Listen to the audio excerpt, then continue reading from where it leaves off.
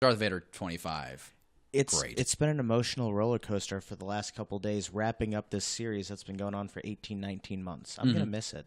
When I think about, there is some great connective tissue here with the last panel of this comic and the beginning. But let's start at the beginning because it's Vader going through that portal, and he begins this journey of this dark vision, this dark side influenced vision.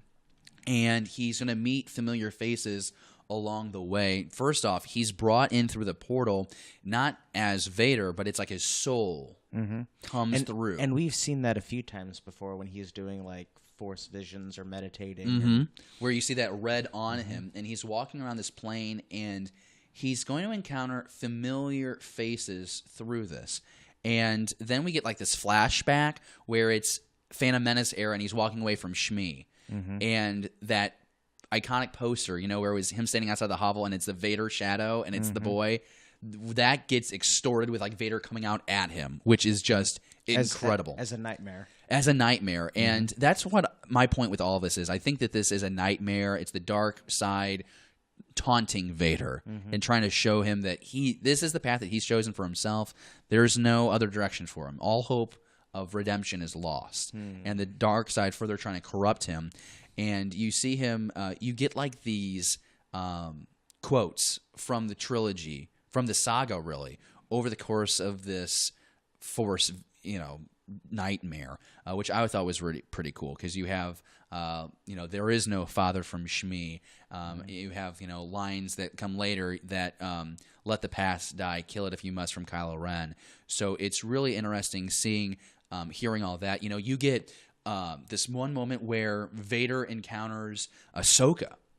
And he's seeing Ahsoka, and he's seeing that scene from Rebel Season 2 where he is battling Ahsoka. So now we know, in that episode he goes, it was foretold that you would be here. Well, now we know how that is. So I love that because we've had a reference to the prequels. Now we've had a reference to Rebels. You have the Ahsoka, the Snip Sky Guy panel, so you get a reference to Clone Wars. So I really enjoyed that.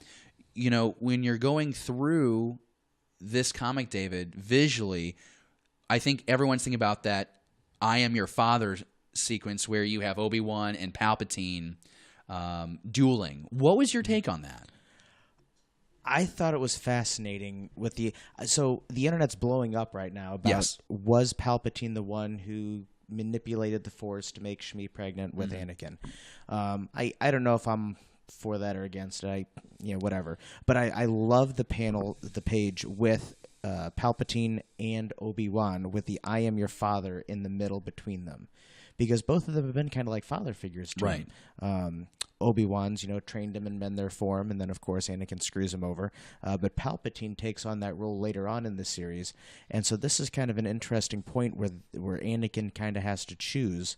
And ultimately, the fight scene is pretty awesome. Kind of goes back, it kind of harkens back that whole who is your father thing, episode 3, Revenge of the Sith, the Mon Calamari dance. It's kind of insinuated there, too, that he is Anakin's father. I love the panels that you're seeing on your screen right now because you're seeing Padme just jumping to her death. That is not really Padme Amidala. At least I don't think so. I mean, you can interpret it as however you want, but to me, that is the dark side creating a vision of her. But if this is the dark side, I mean, how ruthless. Like, she turns around and says, Anakin says, please, we have to go. And she says, why? I don't know you. Anakin Skywalker is dead. Well, and some people have drawn a connection to that panel and to Kylo and Rey, where Anakin reaches out to Padme saying, come with me, you have to.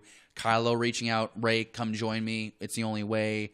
And it's really cool to see how that happens. And I mean, can you imagine how much that would screw you up? You've gone down this dark path trying to save the woman you love, and then you weren't able to do that. And then you think you have this opportunity of redemption, and then you get to see her looking beautiful and angelic, and then suddenly she says nope and jumps off a balcony. And then lightning strikes and kills her, disintegrates her. Right now, you're looking at the final panel of the issue, and we're going to go through the loop again. Why not? The art's in stunning. Giuseppe Camicoli is just the best. Vader says yes at the end of this comic, and that's a throwback to the first panel of the series where it's Vader saying no. And so Charles Soule in an interview on StarWars.com said that was the goal, is to start him saying no and battling and struggling with who he was now that he has become Vader. And at the end of this arc, saying yes, accepting to who he is, so that by when you reach Return of the Jedi, and it's no again. So it's showing that inner conflict of Vader, and I think it was really well done. Right before that panel, Vader contacts Palpatine and lets him know that he's not dead. And there's a cool shot with him sitting in his Emperor chair with the red guard flanking him on either side. Yeah, and the Palpatine's like, I thought you were dead. I'd kind of given up on you. And Vader's like, no, I'm the best. I really enjoyed just one more opportunity to experience Palpatine and Vader, because I really think that Charles Soule, one of the many things he has nailed is the relationship between those two, how manipulative it is, how trapped Vader is, how he is a slave to the Emperor, and I think that's really great. And you see it again walking through this Force nightmare. It's just a reminder of the great potential that Anakin Skywalker had and what he gave up because of his attachment, and he just kept falling. And you're seeing this warped version of what we know to be true, of how Anakin became Darth Vader. And I think it was really well captured. And it's an opportunity to say thank you to Giuseppe, because while we praise Charles Soule on the regular on this show for his writing of the story, I also try and do a good job of mentioning Giuseppe, because the art has the visuals from cover to the inside panel to the back have been consistently exceptional. And to me, has made this the best Star Wars story I've experienced in the last 5 years, hands down. So I'm a big fan of Flash. I'm a big fan of Nightwing, and I struggle now to read some of the different authors who've been on those lines, because this has set the bar for me so high. So when we think about, I don't know, the best moments, I guess, because we're kind of wrapping up now. It's the finale. It's over with. The best issues, the best moments of the 25-issue run that stand out to you. I don't know if there's a single best issue, but the two arcs that I love the most were the Fortress Vader, the last one that we got, and the very first arc that we have.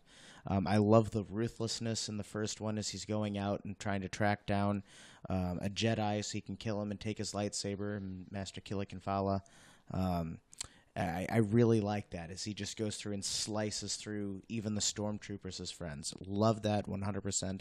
Love this 7-part Fortress Vader. I thought it was really cool to see the different designs of the fortresses, and the final one that we get in the very last panel. I thought those were both great. I really just, I'm watching the video play out over Jordan's shoulder, and I fall in love with the visuals and the sense of, like you see Anakin come back out as Anakin. He's not Vader. And I think that's the thing, is when that's how Vader views himself, is the good part of him is Anakin and the evil part of himself is Vader. And just to see him kind of feeling again and losing Padme and the rage, just exceptional. I really think that this last one has been a favorite of mine. This last arc is a favorite of mine, just because it opens up the possibilities of so many new stories we can tell. Moment allows you to tackle Old Republic era stuff and Sith lore. I think you have more to uncover with this castle and Vader, because now the question is, well, what does Vader do once he says yes? Once he accepts that he is this machine, what does he do next? I mean, that opens up a whole new series, really.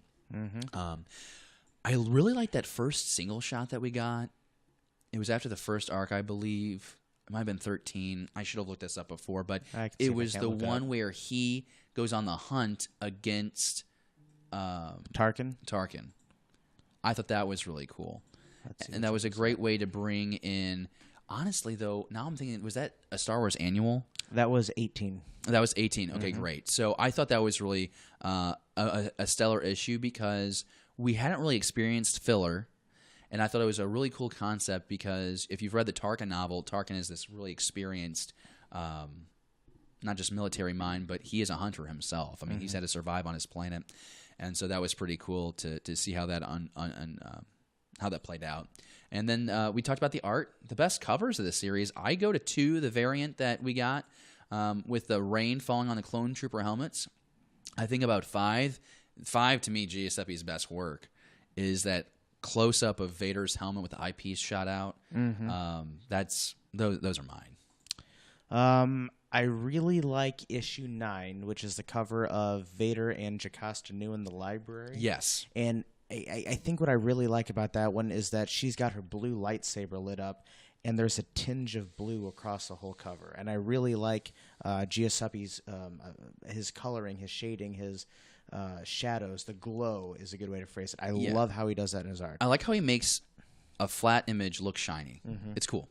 I really love number 19. That's the one with Vader reproducing the 77 poster with the lightsaber up in his hands and Palpatine in the background. Love that. I think that's classic.